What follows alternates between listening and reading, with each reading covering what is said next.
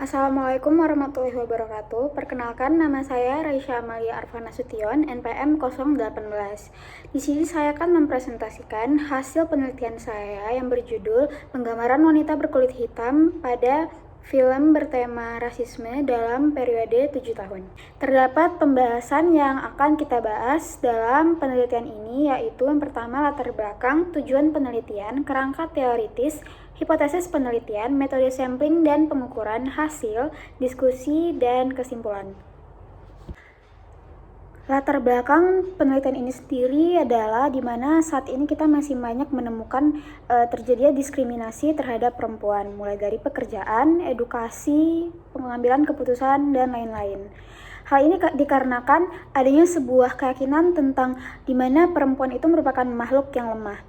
Selain itu, perilaku diskriminasi juga terjadi pada kaum-kaum minoritas seperti wanita berkulit hitam, di mana mereka kerap mendapatkan perilaku rasisme, yang dimana ini dapat membuat efek samping seperti penyakit secara fisik dan emosional. Lalu, tidak hanya di kehidupan sehari-hari, diskriminasi terhadap wanita berkulit hitam juga kerap terjadi di dalam sebuah film, di mana wanita berkulit hitam itu sendiri digambarkan sebagai perempuan rumah tangga atau objek-objek rumah tangga yang lucu, konyol, gemuk, dan dangkal. Nah, selain itu kita juga jarang mendapatkan sebuah film yang tokoh utamanya itu adalah orang berkulit hitam. Biasanya tidak hanya di dalam kehidupan sehari-hari saja, perilaku diskriminasi ini juga kerap terjadi dalam sebuah film, di mana di Amerika sendiri perempuan berkulit hitam kebanyakan digambarkan sebagai pembantu rumah tangga. Nah, selain itu mereka juga digambarkan sebagai objek-objek yang lucu, yang konyol, gemuk, dan lain-lain. Kita juga jarang mendapatkan sebuah film yang tokoh utamanya adalah wanita berkulit hitam atau orang yang memiliki jenis kulit hitam. Biasanya kita melihat orang-orang atau wanita berkulit hitam itu sebagai tokoh atau memerankan sahabat dari tokoh utama itu sendiri. Tujuan dilakukannya penelitian ini sendiri adalah untuk mengetahui beberapa perbedaan antara variabel dan kategori yang ada di dalam penggambaran wanita berkulit hitam tadi, seperti yang tertera di slide ini.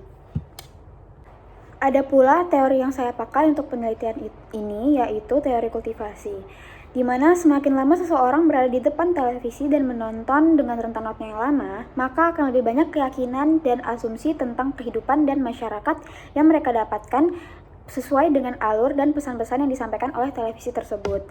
Nah, di mana pada penelitian ini apabila seseorang menonton sebuah tayangan atau film yang terdapat wanita berkulit hitam di dalamnya, mereka akan mempersepsikan bahwa wanita berkulit hitam itu lebih rendah daripada wanita berkulit putih.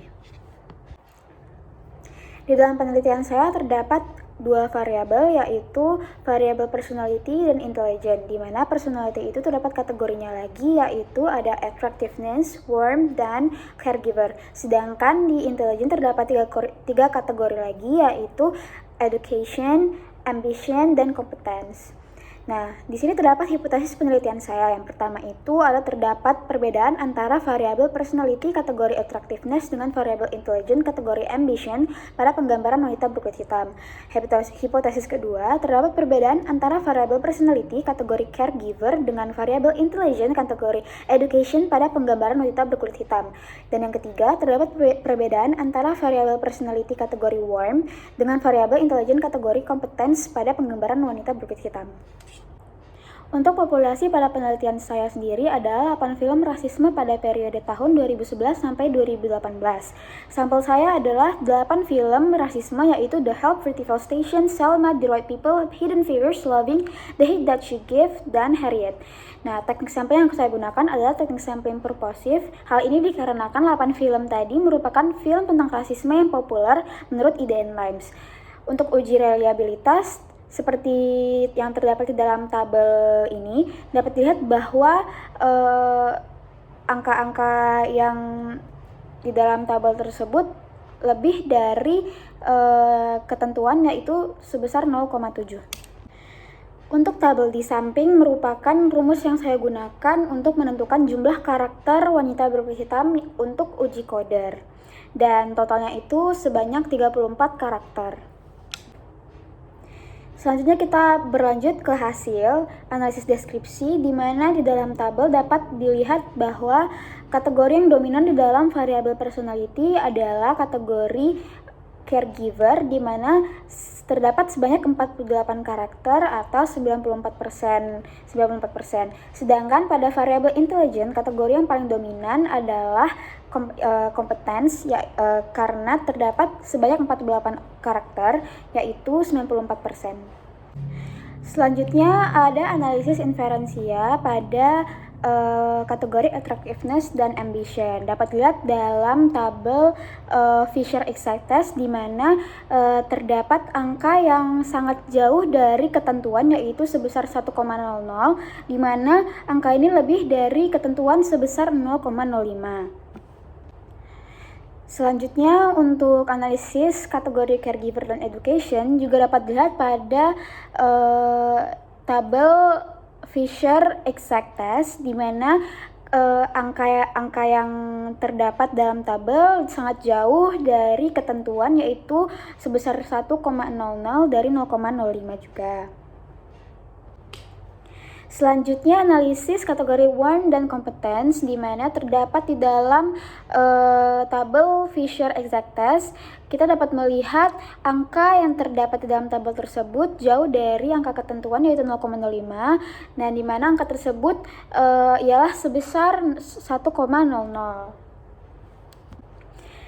Dari beberapa hasil uji analisis inferensia tadi dapat menjawab hipotesis-hipotesis yang sudah kita buat di awal, yaitu yang pertama itu ternyata tidak terdapat perbedaan antara variabel personality kategori attractiveness dengan variabel intelligent kategori ambition pada penggambaran wanita berkulit hitam. Yang kedua, tidak terdapat perbedaan antara variabel personality kategori caregiver dengan variabel intelligent kategori education pada penggambaran wanita berkulit hitam. Yang ketiga, tidak terdapat perbedaan antara variabel personality kategori warm dengan variabel intelligent kategori competence pada penggambaran wanita berkulit hitam.